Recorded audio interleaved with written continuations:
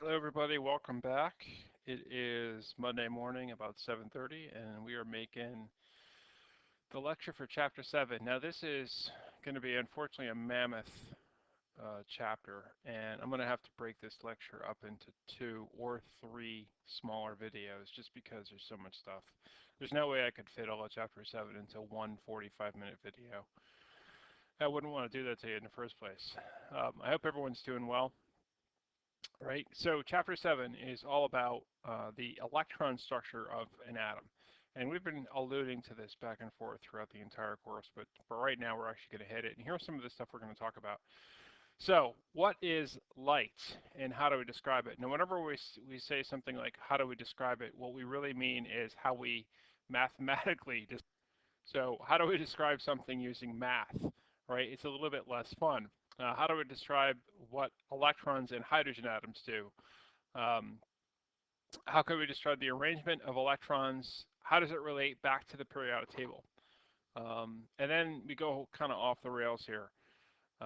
Which electrons are important in an atom, and we should know that that is what's called the valence electrons. And then how does electron arrangement different in other atoms from ions? And then what are some of the periodic properties of atoms due to their arrangement? So really this, I guess if I had to say this chapter is going to be broken up into three different places. Believe it or not, section 1, we're going to discuss some of the theory. That's the first section. Section 2 is how does all theory relate back to the hydrogen atom? And then we go from there. How do we describe electrons? Which electrons are important? Fits into another, and then the last bit, relationships. So there's definitely three videos worth of stuff here. So right, so let's go on. Here's all of Chapter 7 topics, and obviously you're going to be reading about this with the Learn Smart homework. So without further ado, here we go. Light. Um, what scientists have been trying to do is, for over the generations of science, is look at relationships. If I know one thing is happening, can I predict it's going to happen again? Can we describe stuff? Scientists are fascinated with describing things, everything, you name it, from thoughts to dreams to light to behavior of metals, you name it. So our question right now is what is light and what does it have to do with electrons in an atom? So we know atoms have three parts. We know atoms are composed of protons, neutrons, and electrons.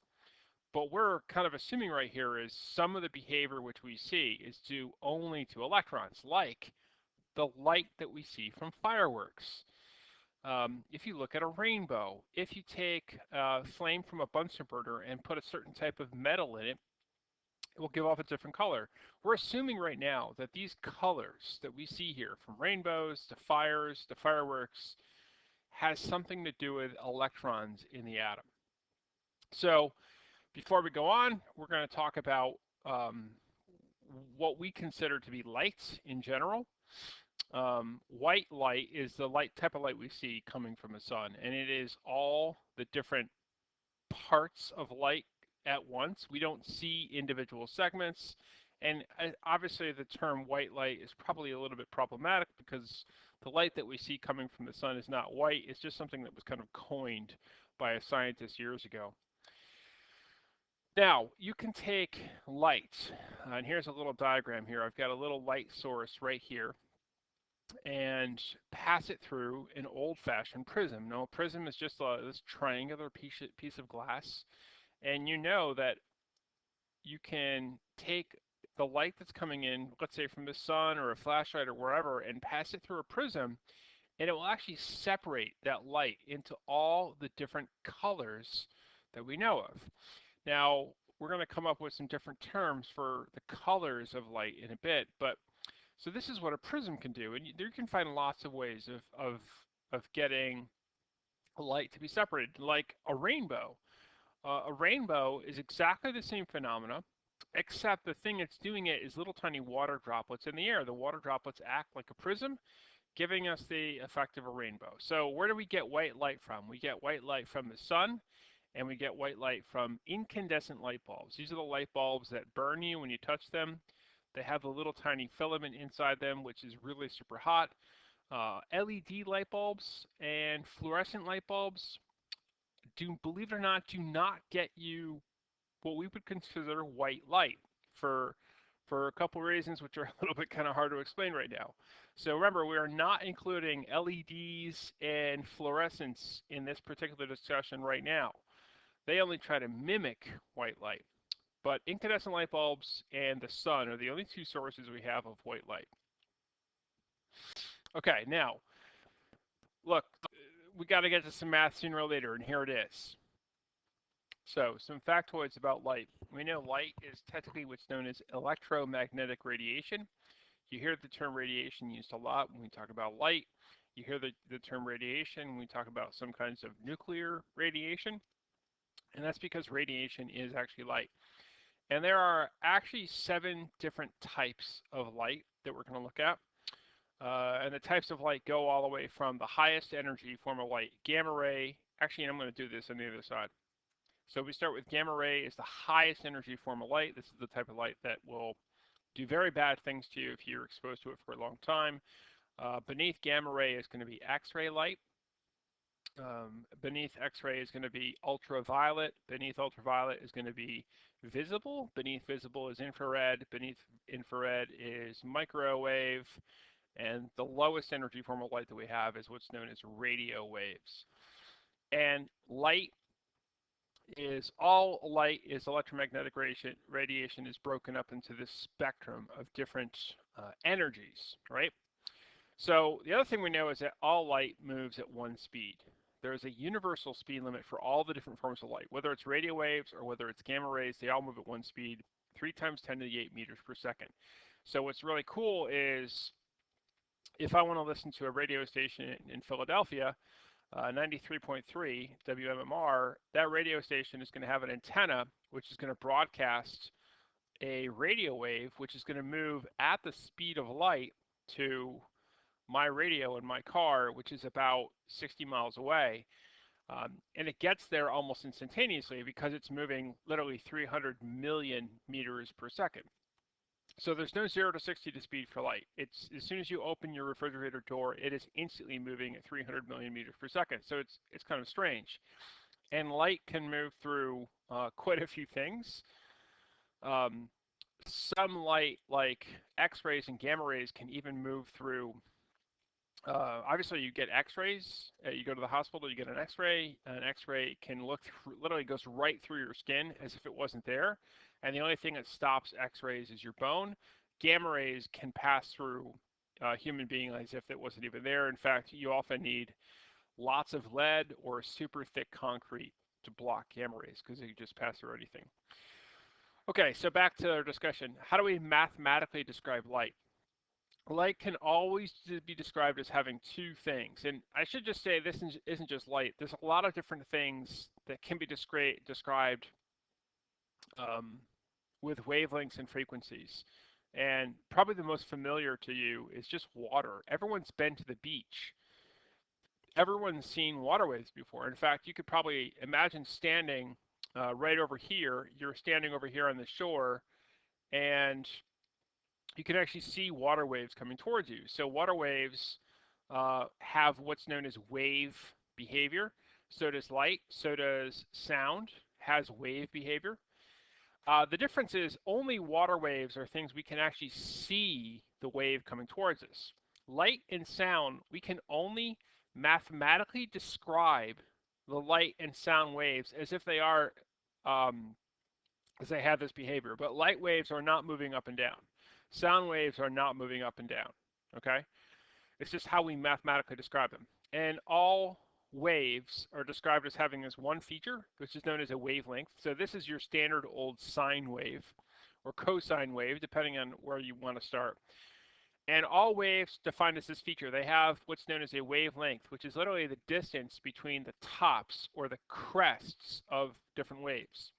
And a wavelength is a defining feature. So I can get a wavelength from a top here to a top, or from halfway here to halfway here, or from the bottom to the bottom.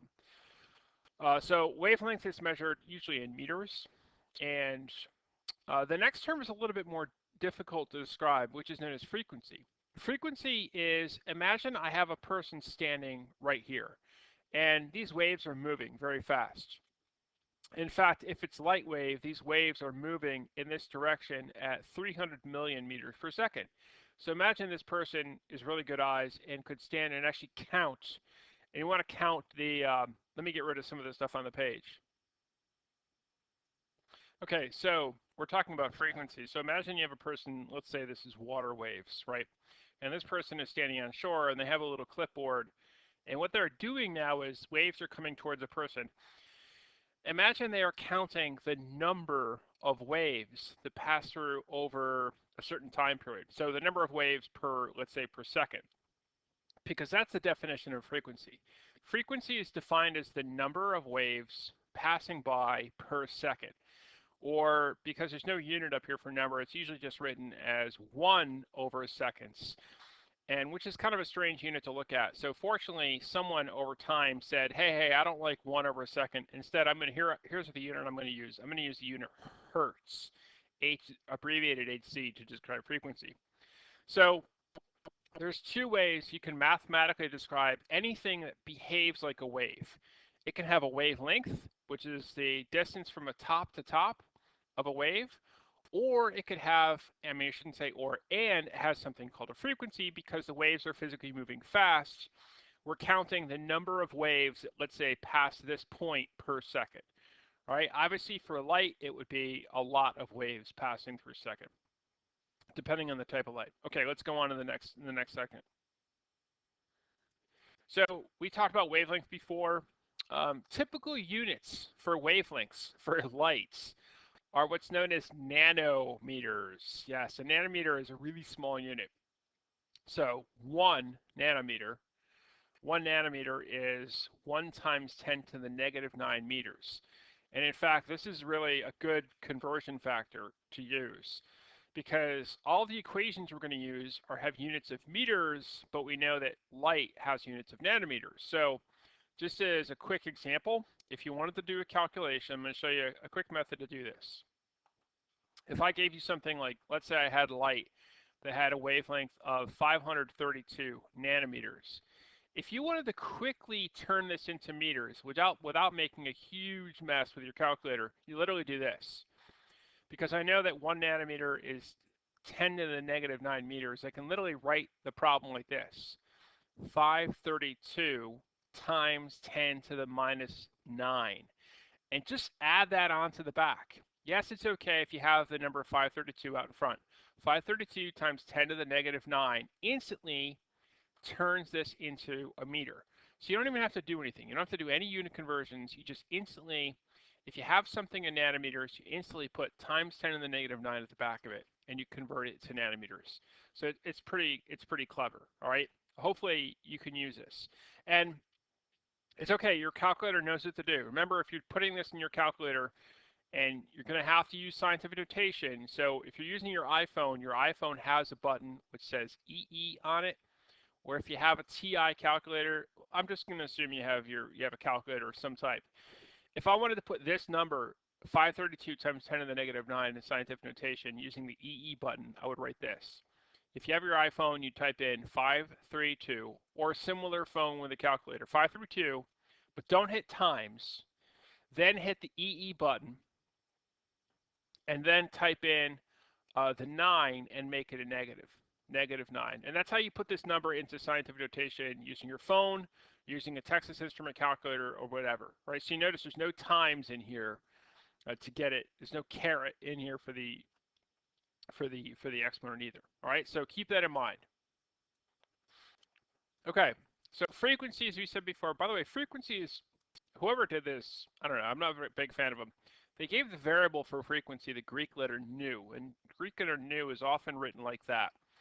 And then physicists or chemists have the joke like, hey, you say, hey, what's new? And you say frequency. Right? Get it? Get it? Okay, it's a terrible joke. Anyways, we said frequency is the number of waves that move through a point per second. So we use the term hertz to describe this. And what you're looking at down below is what we call the entire electromagnetic spectrum, or just going to write EL, electromagnetic, and then spectrum. And what we see is visible light. It includes all wavelengths of light from about 400 nanometers to about 700 nanometers, right? All visible light that we can see, from all the blue and violet light up to the red light, is in this region. And this entire region gets compartmentalized into this little tiny portion of the electromagnetic spectrum. Okay, so we can describe the electromagnetic spectrum either by looking at a wavelength or by looking at a frequency. So if you notice, this graph kind of has both of them on there. The top of them top line has wavelength, and the bottom one is in frequency. So right now, you're going to have to pick which one of these two terms makes the most sense to you. And I'm going to tell you, for me, I like using wavelength, all right? Um, I like thinking about this in terms of wavelength. So if I want to describe light, I know that gamma rays are going to have the smallest wavelength, and radio waves over here are going to have the largest wavelength. If I can get the word largest. So again, wavelength is this distance between from there to there. And radio waves can have distances, the wavelengths of hundreds of feet or even miles, right? But um, things in the gamma ray spectrum are going to have wavelengths that are incredibly small. Frequency is a little hard to kind of get a hold of. Frequencies, things that have small wavelengths tend to have large or huge frequencies.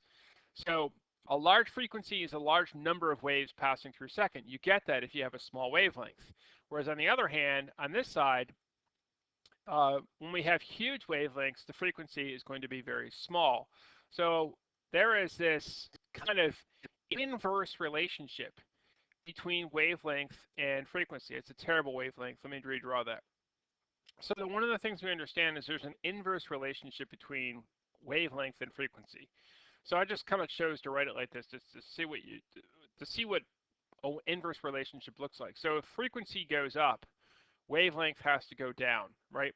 So if you look at an inverse, if this thing, that's a terrible new, by the way, but if frequency goes up, then the wavelength has to drop. If wavelength goes up, then frequency has to drop. Now, fortunately, there is an equation that's going to come along in a minute, which allows us to tie wavelength and frequency in together. Okay, as I was mentioning before, all the visible light that we can see out of the electromagnetic spectrum is kind of tied in between, excuse me, I'm going to burp, sorry, is going to be tied between 700 nanometers red light and 400 nanometers blue or violet light.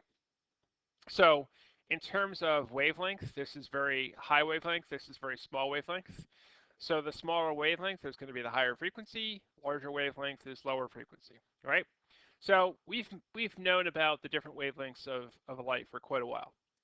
So the equation which basically relates wavelength and frequency is this. The first thing is we know that all light moves at one speed, and c is the variable usually given for the speed of light.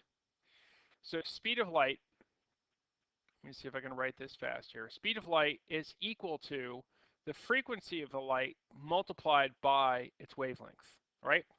So if you know one of the three terms here, we know, by the way, we know speed of light is always going to be 3 times 10 to the 8 meters per second. If you know one of the other terms, you can figure out if I knew the wavelength was, let's say, 700 nanometers, I could find out what the frequency was right now. So let's do that right now.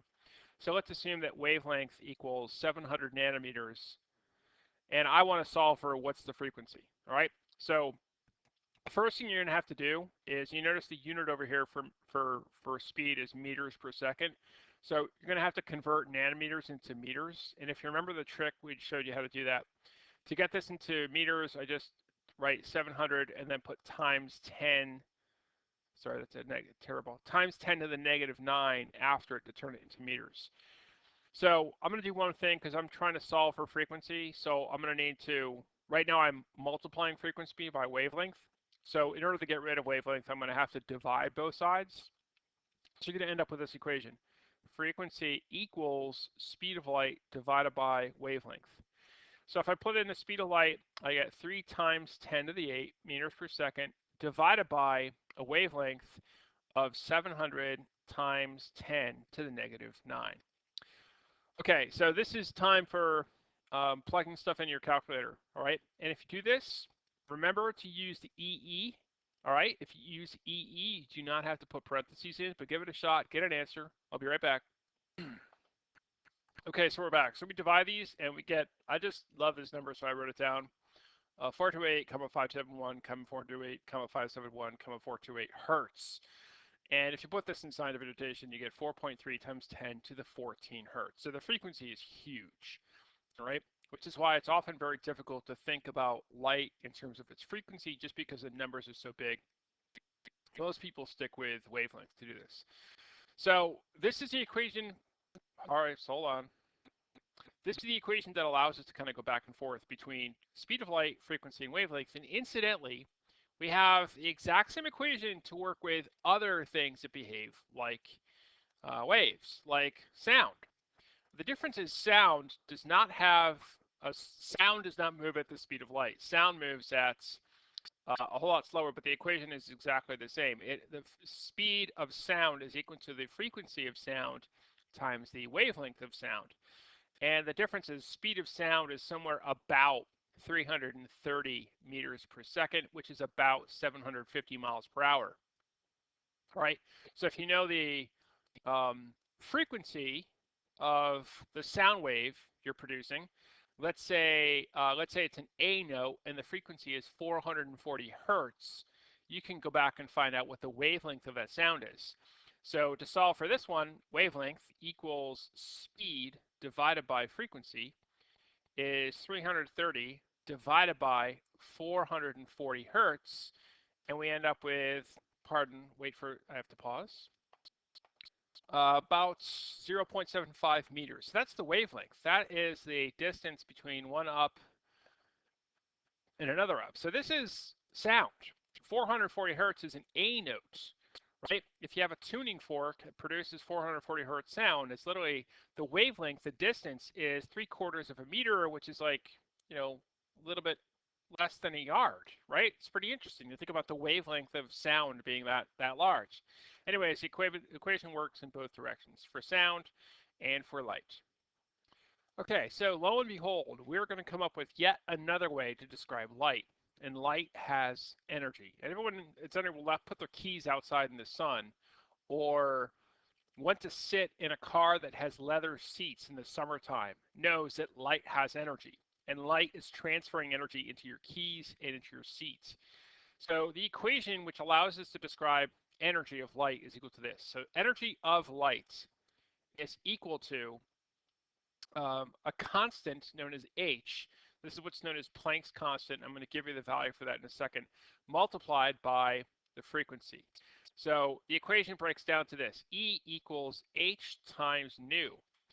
Now, because we know that speed of light is equal to frequency nu times wavelength, I can substitute the equation, rearrange this equation for frequency, and instead I get this other equation. E equals hc over lambda, where c is the speed of light, this is wavelength, and h is Planck's constant. By the way, Planck's constant, I'm going to give it to you right now, is a little bit, you be the judge. Planck's constant is always equal to this, 6.63 times 10 to the negative 34. And the units on Planck's constant are, I believe they're joules second. Yes. So as you can see, Planck's constant is incredibly small. So when we describe the energy, imagine we're describing the energy of a single part of light. It's going to have a really tiny energy. So if you want to heat your keys up in the sun, you're going to have many, many, many particles of light coming and hitting your keys. Well, I got to figure out how to turn off Google Hangouts. So if we know the equation E equals hc over lambda, we can describe the energy, kind of compare energies between two different wavelengths. Imagine I have an infrared laser with a wavelength of 1,000 nanometers and a green laser with a wavelength of 500 nanometers. So which one's going to have greater energy, right? Which one's going to have greater energy? Which one's going to have a greater frequency? So you want to think about it like this. I know we talked before about the relationships between frequency and wavelength, but let's look at this in a new way. Because now we have energy in the mix. There's two variables that are kind of working side by side. That's a terrible E. Let me rewrite it.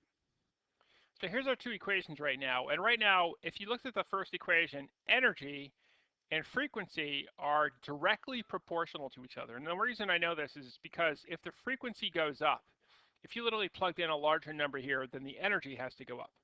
So frequency and energy are directly related to each other, all right? So what about the relationship between energy and wavelength? Well, in this case, it's a little bit different. If the wavelength increases, because wavelength is down here in the bottom, the energy has to decrease. The higher the wavelength, the lower the energy of the light.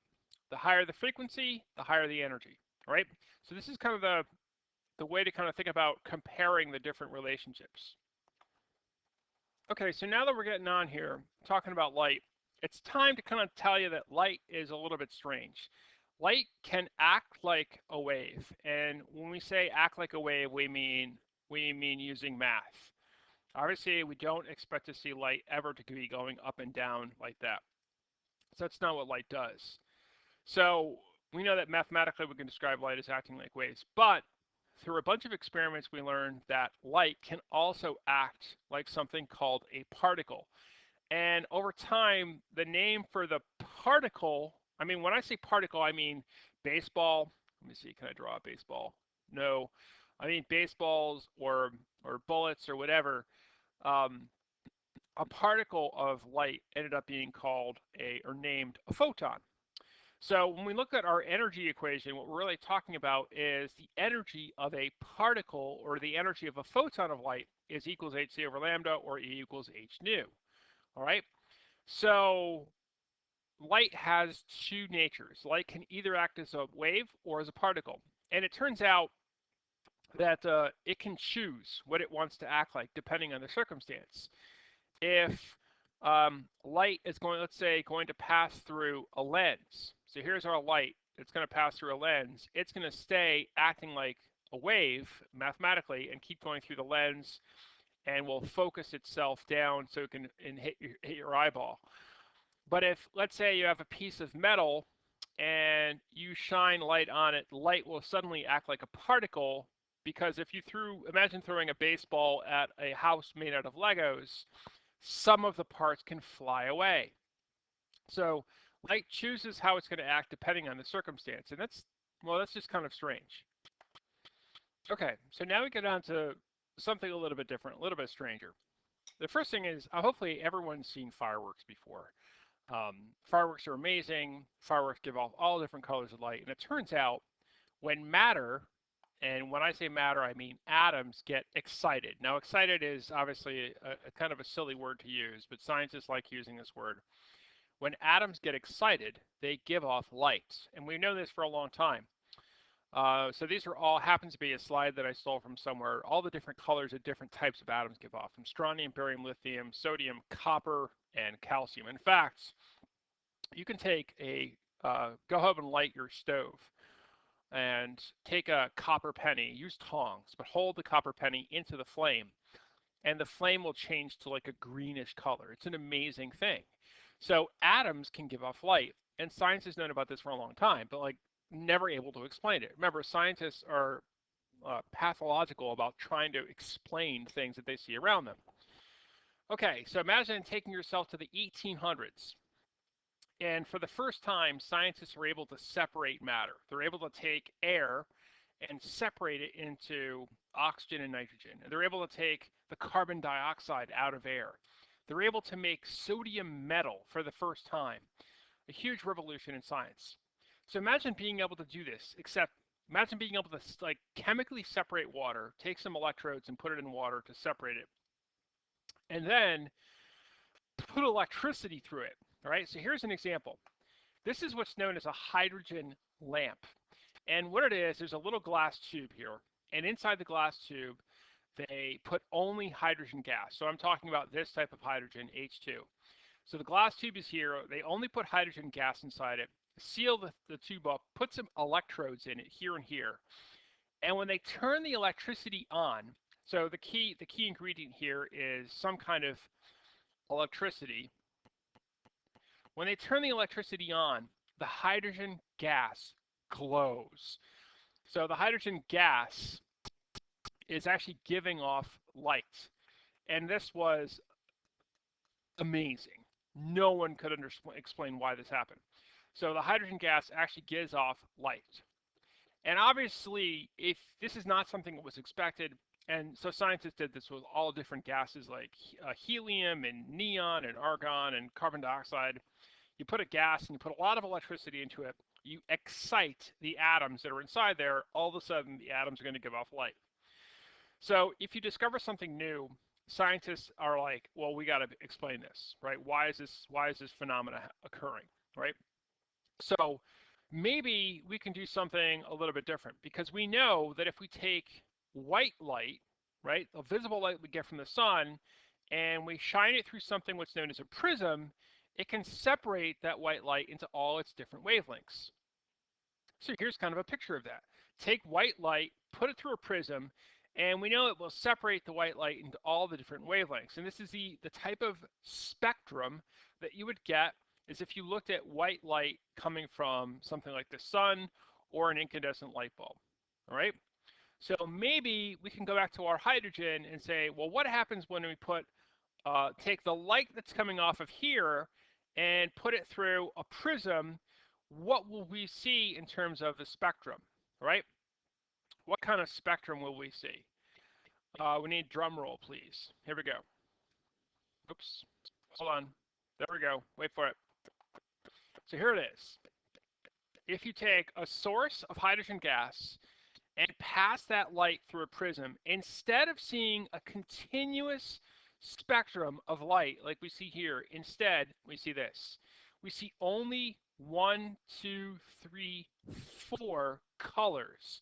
And remember, a color, each color you see there represents a specific wavelength of light. So that purple color that you see when you look at the hydrogen lamp, the purple color is actually 4 different colors combined together. And this is exactly the same thing if you played an A, a C sharp, and an E all together at exactly the same time. They give you an A chord, right? So if you're familiar with music, you can see how different combinations of things get you something new. Okay, now, if we had done this in class, we would have used something like this. I have no idea who this guy is. I could have just, let's put glasses on there. There we go. This is the actual spectrum or spectroscope tube that we would have been using in class to look at this, but because we would have done this experiment. So this was amazing. So get this. Hydrogen gas, when it's excited, only gives off 4 individual colors or 4 wavelengths of light. Now this is something that just couldn't stand. Scientists had to be able to figure out what the heck was going on right here. So what is it about hydrogen? It's a simple atom. There's only 1 electron, 1 proton. What is it about hydrogen that could only give off these 4 individual colors or wavelengths of light? So take a moment and kind of think about that. Incidentally, this is one of the ways we know what type of elements are actually present in the sun. It's because we do exactly the same experiment. We take a spectroscope and look at the light coming from the sun, and we're able to see, this is kind of the reverse analogy of the spectrum we just saw. We see lines that are missing here, and these lines that are missing represent atoms that are actually present in the sun at right, like base. Okay, so in order to explain the idea, sorry. So in order to explain why hydrogen gives off 4 colors or 4 wavelengths of light, we have to go back to 1900 and a scientist known as Max Planck, and this name should be familiar because we've seen his constant, Planck's constant, found out that light coming from a hot source couldn't have any energy or wavelength that it wanted. So everyone's seen a hot source before. Well, this is obviously a toaster oven that I stole from somebody's webpage, And what I'm referring to are these heating elements that are inside here. And if you've never had a toaster oven before or simply a toaster, these little heating elements are actually glowing right now. And you have heating elements inside of toaster ovens, toasters. If you have an electric oven, if you have exactly the same thing, if you have a little infrared heater, you probably have little pieces of glowing metal that are actually giving off light. So what Max Planck said is that this thing that's hot, that's glowing, and it doesn't have to be a toaster oven. It could even be something like a star. We know today's stars are nothing but balls of hot gas. And the color of light that they give off is an indication of how hot that they are. So Max Planck said that the light coming out of here, couldn't have, let's say here's a wavelength of light coming out. It couldn't have any wavelength it wanted. In fact, it could only have specific wavelengths. So in other words, because light coming out of a toaster oven can only have specific wavelengths or specific energies, Max Planck said that energy had to be quantized, right?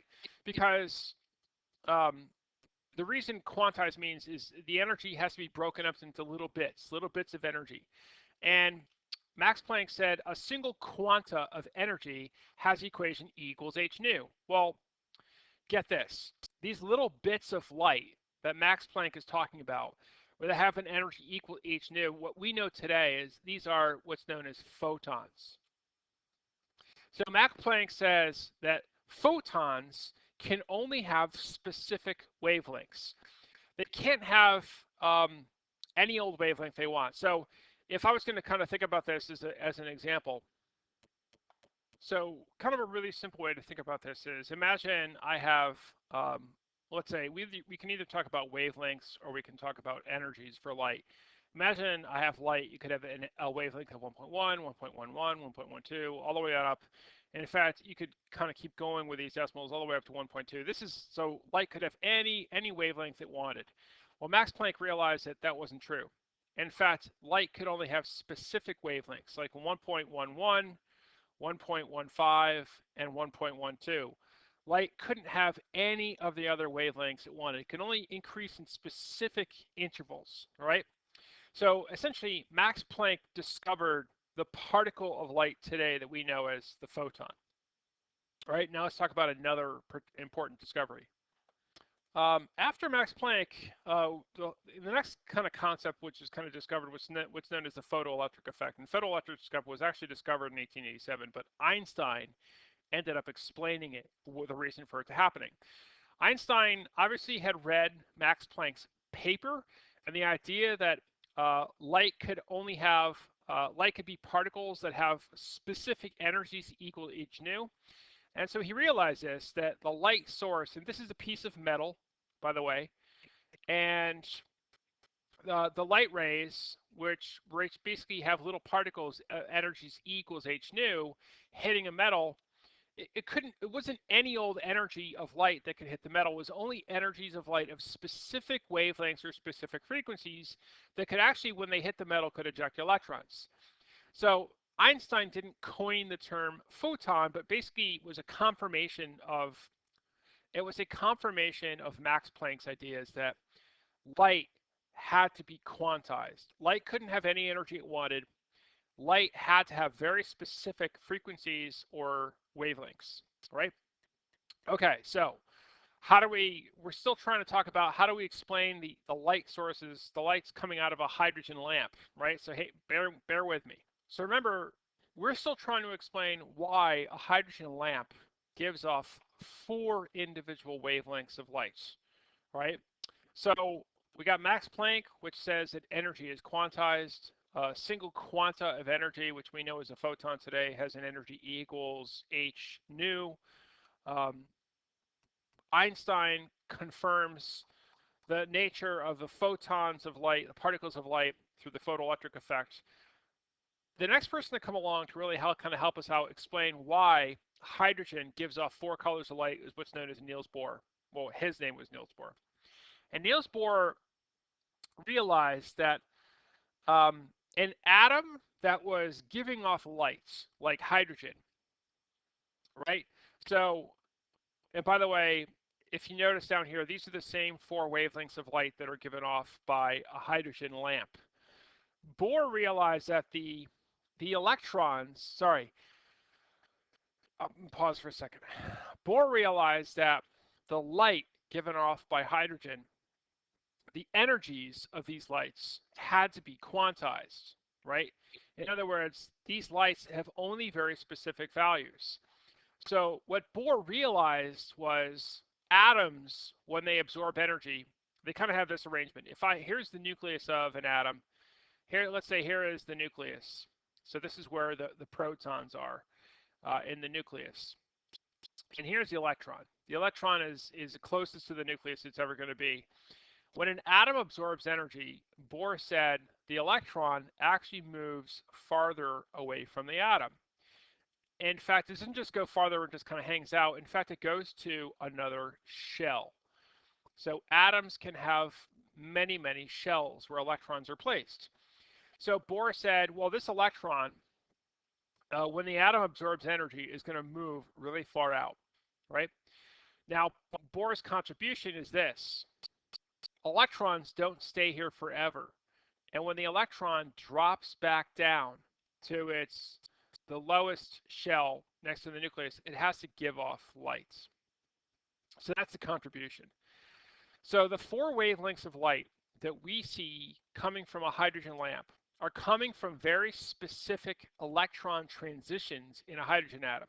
So in other words, let's start with this wavelength down here of this violet light, right around 400 nanometers, 410 nanometers. So what happens is electrons want to start off here.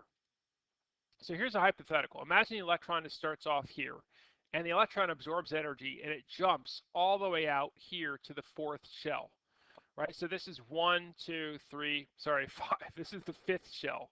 This is the fourth shell. So imagine an electron goes from the first shell and jumps 1, 2, 3, 4, 5, 6. Did I get that wrong again? I did. Sorry. So imagine an electron from the first shell jumps all the way out here to the sixth shell. 6, 5, 4. Okay, so the electron's going to jump out. It's going to stay here for a little while. But then it can't stay there forever. So here's what happens is a hypothetical. The electron then drops back down here to the second shell, right? So that shell right there is the second shell. And when the electron drops back down, it has to give off light. And the light that it gives off is this right here. It is this purple or violet light. When an electron in the fifth shell drops down to the second shell, it gives off this kind of blue light. When an electron in the, where are we here? Fourth shell drops to the second, it gives off this kind of teal or aqua light. And when an electron from the third shell drops to the second, it gives off this kind of reddish orangish light. So Bohr was able to explain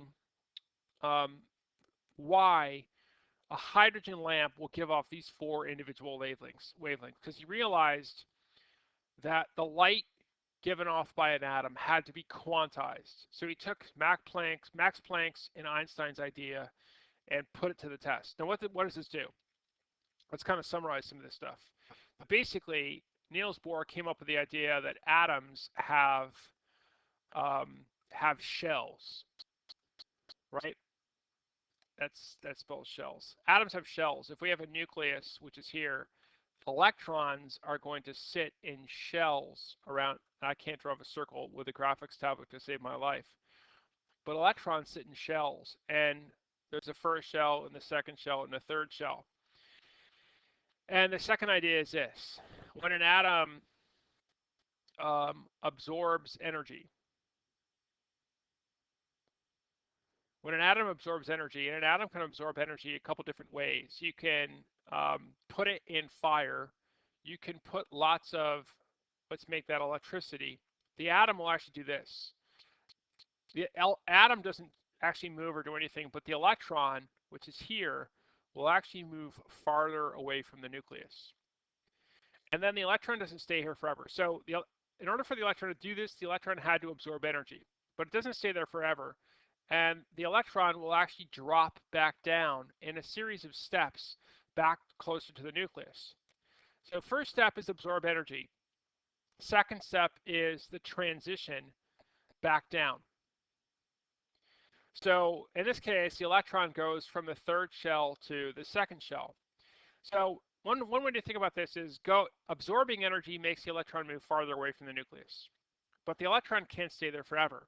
So the electron drops back down. When the electron drops back, transitions, it has to, I guess we can call this the third step, is release the energy that it absorbed in the first place. And the method that it releases it is by lights, a specific photon of light, or a specific energy photon of light is given off. Now for the hydrogen atom, hydrogen's a really simple atom. Hydrogen has one proton and one electron.